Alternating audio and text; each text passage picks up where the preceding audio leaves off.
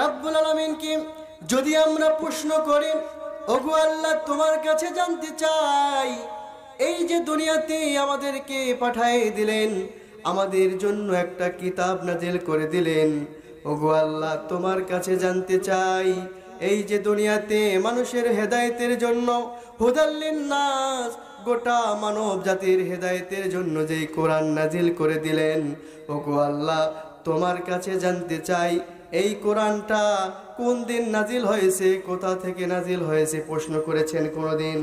করেছেন? যেই কোরআনটা নাজিল করা হলো, এই কোরআনটা কোথা থেকে আসলো? আমরা একবারও প্রশ্ন করলাম না। কিন্তু আপনার বাড়িতে যদি একজন অপরিচিত লোক আসে, তাহলে আপনি যাকে চিনেন না, প্রশ্নের পরে প্রশ্ন আসে না নাই? আসে না নাই? অপরিচিত যখন একজন মানুষ আসবে আপনার বাড়িতে, আপনি একটার পরে একটা প্রশ্ন করতে থাকবেন। কিন্তু যে আল্লাহ পাক রব্বুল আলামিন হুদাল লিন্নাস, যেই কোরআনটা নাজিল করে দিয়েছেন গোটা মানব জাতির হেদায়েতের জন্য, এই কোরআনটা আল্লাহ তাআলা কোথা থেকে নাজিল করে দিল আমাদের অবশ্যই জানার দরকার আছে।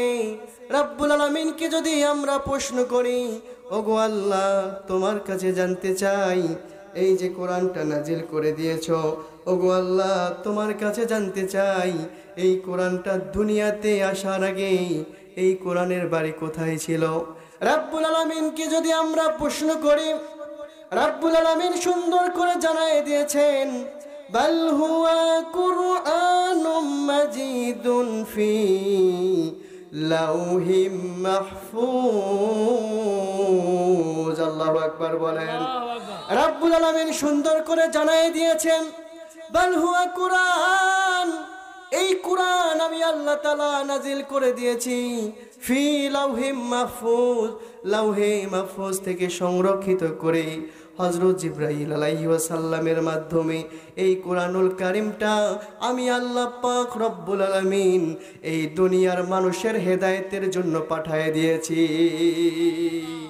তাহলে আমরা আল্লাহকে প্রশ্ন করলাম, আল্লাহ তোমার কাছে জানতে চাই, যে কোরআনটা নাজিল করে দিয়েছেন এই কোরআনের বাড়ি কোথায় ছিল?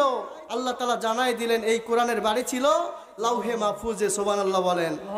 এরপরে রব্বুল আলামিনকে যদি আমরা প্রশ্ন করি, ওগো আল্লাহ তোমার কাছে জানতে চাই, এই দুনিয়াতে যেই কোরআনটা নাজিল করে দিলেন, ওগো আল্লাহ দুনিয়াতে যত কিতাব আছে, এই দুনিয়াতে যত বই আছে, সব বইয়ের মধ্যে ভুল পাওয়া যায়, ওগো আল্লাহ কোরআনের মধ্যে কোনো ভুল আছে নাকি?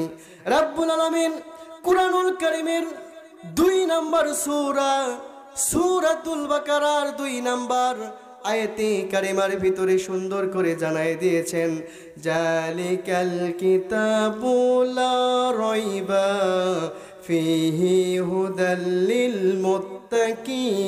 মুত্তাকিন। আল্লাহু আকবার বলেন।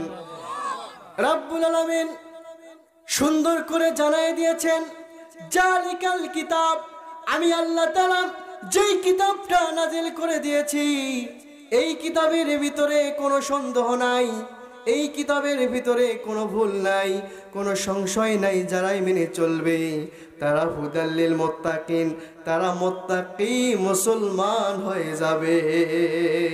সুবহানাল্লাহ বলেন। তাহলে আপনি আমি মুত্তাকি মুসলমান হতে চাই কি চাই না বলেন? চাই না? এখন দেখবেন অনেক মানুষ আছে তারা নামাজ পড়ে না, অনেক মুরব্বী আছে আজান হয় মসজিদে যায় না, কিন্তু তারা বলে আমরা নামাজে না যাই তো কি হয়েছে, ঈমান ঠিক আছে। বলে কি বলে না?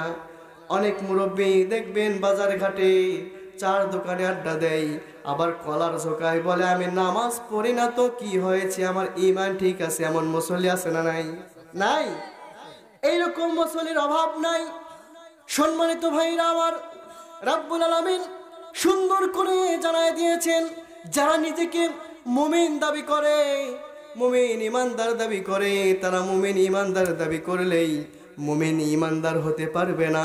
আল্লাহ তাআলা সুন্দর করে জানাই দিয়েছেন, ইন্নামাল মুমিনুনা আল্লাযীনা ইযা যুকিরাল্লাহু ওয়াজিলাত কুলুবুহুম ওয়া ইযা তুলিয়াত আলাইহিম আয়াতু জাদাতুহুম ঈমানাও ওয়া আলা রাব্বিহিম ইয়াতাওয়াক্কালুন। আল্লাহু আকবার বলেন। আল্লাহু আকবার। রাব্বুল আলামিন সুন্দর করে জানাই দিচ্ছেন, ও দুনিয়ার মুসলমান, তোমরা যারা নিজেকে মুমিন ইমানদার দাবি করো, মুমিন ইমানদার দাবি করলেই মুমিন ইমানদার হওয়া যায় না। রাব্বুল আলামিন বলেন, মুমিন ইমানদার হবে তারা যাদের সামনে কোরআন থেকে কথা হলে তাদের অন্তরটা আল্লাহর ভয়ে ভীত হয়ে যাবে আর হৃদয়ের মধ্যে কম্পন সৃষ্টি হয়ে যাবে। তারাই হলো প্রকৃত পক্ষের মুমিন মুসলমান। সুবহানাল্লাহ বলে।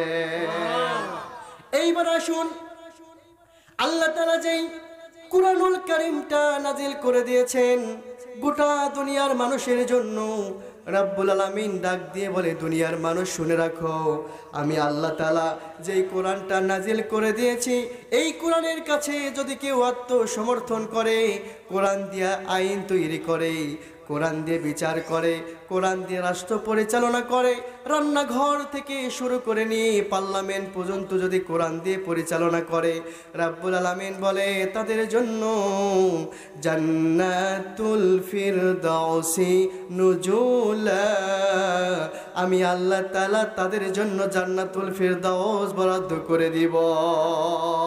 সুবহানাল্লাহ বলেন। সুবহানাল্লাহ।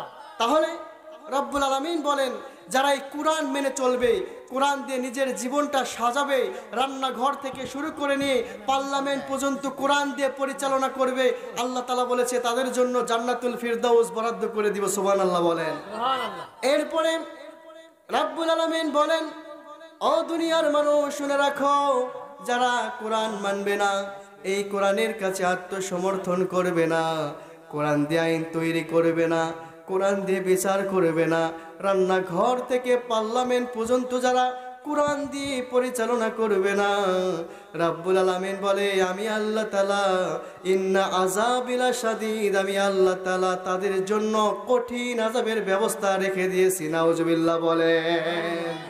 তাহলে কোরআন মানলে কি? কোরআন মানলে জান্নাতি, না মানলে কথা বলেন না বলে আপনারা। কোরআন মানলে কি? কোরআন মানলে জান্নাতি, আর না মানলে জাহান্নামী। এইটা দুনিয়ার কোনো মানুষের কথা নয়, স্বয়ং আল্লাহর কথা। ঠিক কিনা বলেন?